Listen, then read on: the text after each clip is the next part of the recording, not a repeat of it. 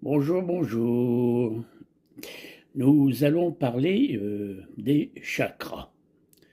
Les chakras, terme hindouiste pour désigner les centres de force, les centres d'énergie qui se trouvent dans notre corps. Souvent, on parle des centres du corps astral, mais il ne faut pas oublier que dans le corps éthérique, il y a aussi des chakras. Chakras, donc, dans le corps éthérique, dans le corps astral, dans le corps mental et aussi dans le corps spirituel. On retrouve tous ces chakras dans nos différents corps. On a l'habitude de parler des 7 chakras principaux qui sont dans le corps astral.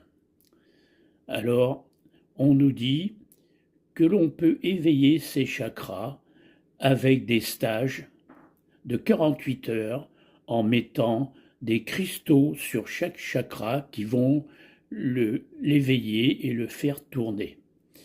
On vend aussi des baguettes pour activer la Kundalini.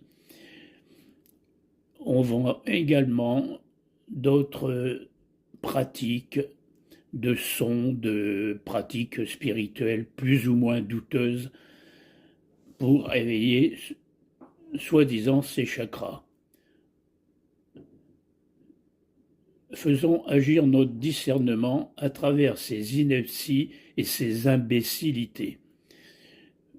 Si on prend les textes classiques de l'Inde ou de l'Égypte ancienne ou du Tibet, on s'aperçoit qu'il fallait de nombreuses années, de nombreuses expériences de méditation, d'exercice pour faire tourner plus ou moins ces chakras.